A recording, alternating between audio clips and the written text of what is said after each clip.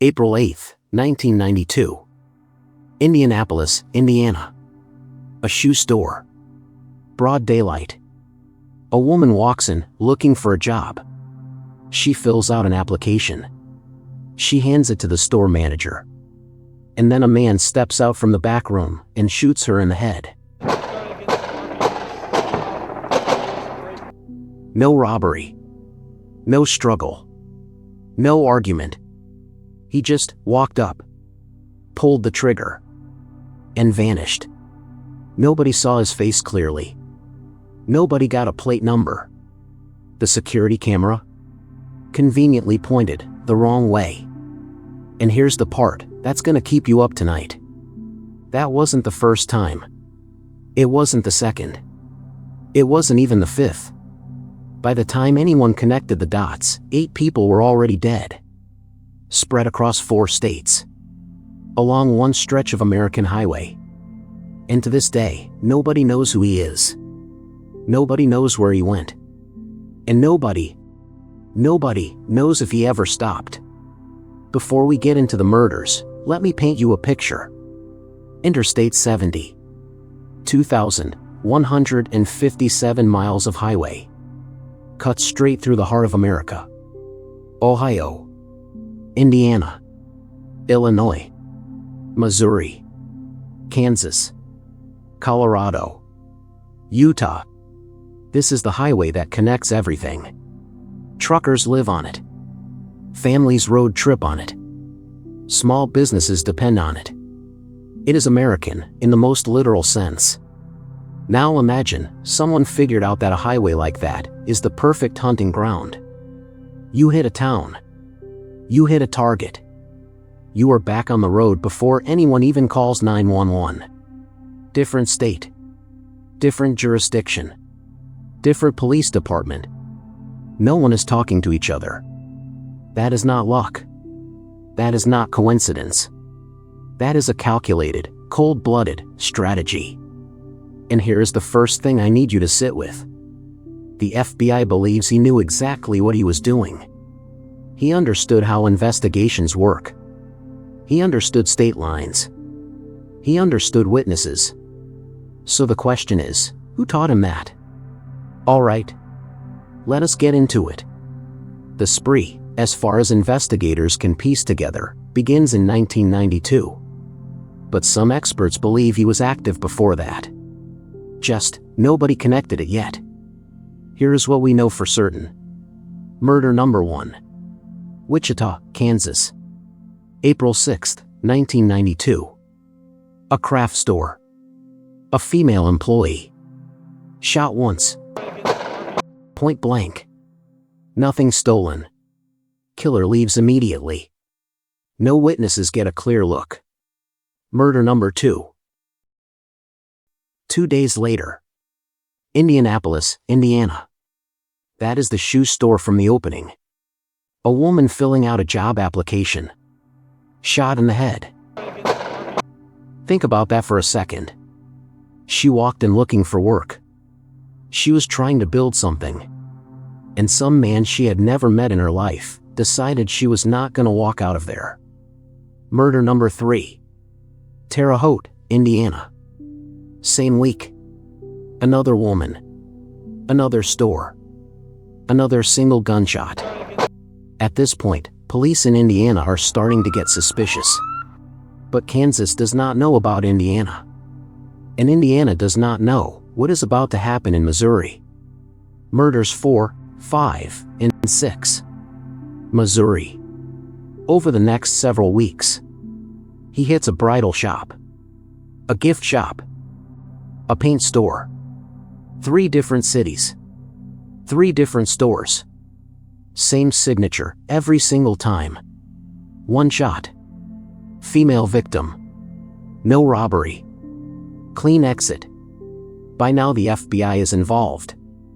And they are noticing something deeply disturbing about this killer's pattern. His victims were almost exclusively women. Working alone. In small retail stores. Along or near I-70. He was not robbing them. He was not leaving messages. He was not escalating in violence. He was just eliminating them. Efficiently. Almost clinically. What kind of person does that? The FBI put together a profile. And when you hear it, it is gonna make you uncomfortable. Because this is not some reckless, impulsive guy. Investigators believe the I-70 killer was a white male. Probably between 25 and 35 years old at the time. Average build. Average height. Literally forgettable to look at. Likely drove a white or light-colored van or pickup truck. Had knowledge of law enforcement, possibly worked in or around it. Was organized. Pre-planned his locations. And most disturbingly, showed zero signs of remorse or escalation. He did not lose control at crime scenes. He did not leave trophies. He did not taunt police. He just moved on. Like it was a job. And here is something the FBI noted that messed me up when I read it. He targeted stores that had only one employee visible. He would, investigators believe, case the location first. Drive by. Maybe walk in once to scout. Come back when conditions were right. This is not a man acting on impulse. This is a man planning murders, the way most people plan their grocery runs. So why did he stop? Did he move? Did he die? Did he get locked up for something else? Or did he just get better at not getting caught? Now here's where it gets really interesting. Because investigators did get something. Not much. But something. Witness descriptions from multiple scenes gave them a general sketch. Average-looking white man. Dark hair. Sometimes wearing a baseball cap. Calm demeanor. Did not look nervous. In fact, multiple witnesses described him as almost bored. Bored. At a murder scene. There was also the matter of the brown paper bags. At several crime scenes, investigators found evidence the killer had used brown paper bags. Possibly to conceal his weapon. Possibly to carry something into the store. The kind of bags you would grab from any grocery store. Disposable. Untraceable. Smart. And then there is the van. Multiple witnesses across multiple states reported seeing a light-colored van in the vicinity of the crime scenes. No clear plates. No clear description of the driver. Just a van. There.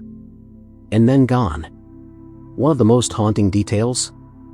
At one crime scene, investigators believe the killer may have spoken briefly to the victim before shooting. Just a few words. Maybe to get them to turn around. Maybe to make them feel safe for 1 second. We do not know what he said.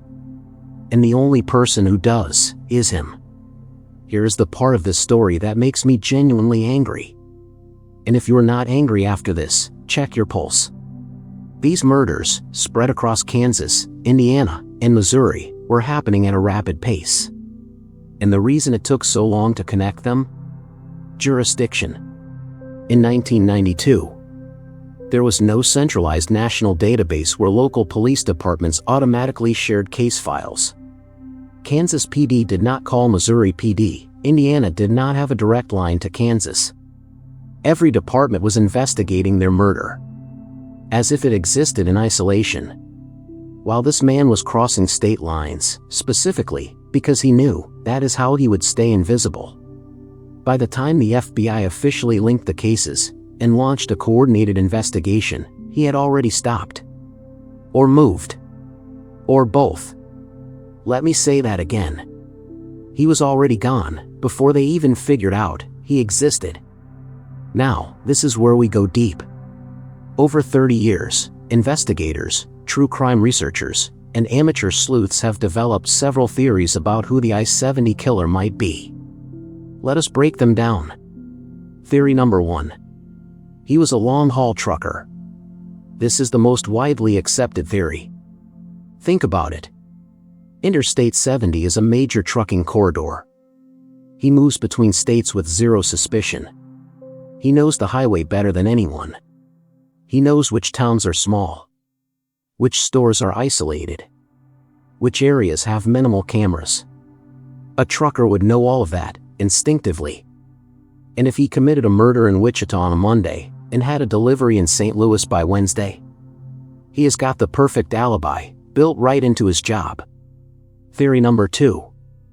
He had law enforcement training.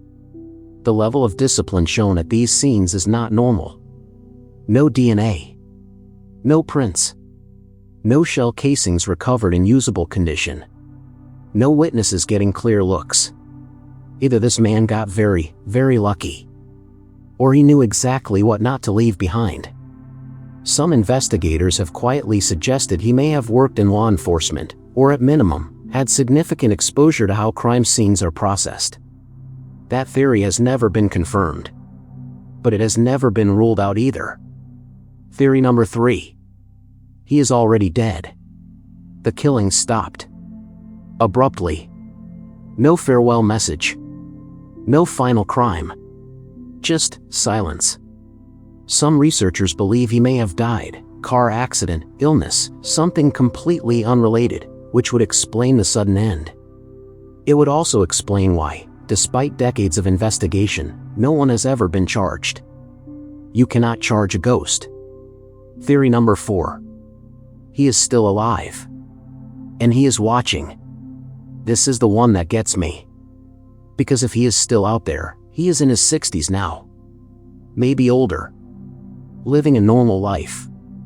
Maybe with a family. Maybe with grandkids who call him grandpa. Watching true crime videos about himself. Knowing the FBI never got close. I want to go back to that last murder for a second, because I think about her a lot.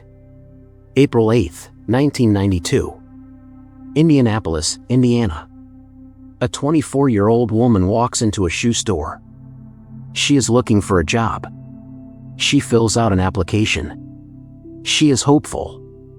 She thinks today might be the day something good happens. And then a man she has never seen before walks up behind her and ends her life. No reason. No connection. No explanation. She was just there. In the wrong store. On the wrong day. On the wrong stretch of I-70. Her name deserves to be said. Her story deserves to be told. She was not a plot point. She was a person. With a family. With plans. With a future that got stolen by a man who is still walking free. That is what this case really is, underneath all the investigation talk. It is families who never got answers. It is a system that failed to connect the dots fast enough. And it is a killer who understood all of that and used it against every single one of them. The I-70 killer has never been caught. The FBI case is still officially open. The tip line still exists. The reward money has never been claimed. Somewhere in America right now, there is a man who knows exactly what happened on that highway. Maybe it is him. Maybe it is someone who was close to him. Maybe it is someone who saw something in 1992 and did not think it mattered. It matters. If you know anything, and I mean anything, the FBI tip line is 1-800-CALL-FBI. These families have waited 30 years. They deserve better than silence. That is gonna do it for tonight on Crime Meridian. If this story messed you up the way it messed me up, hit that like button. It helps more people find this channel, and more eyes on cases like this means more pressure to solve them. Subscribe if you have not already. We drop new cases every week, and trust me, you do not want to miss what is coming next. Drop a comment right now. Do you think the I-70 killer is still alive? I read every single one. And until next time, stay curious. Stay safe. And whatever you do, watch your back on I-70.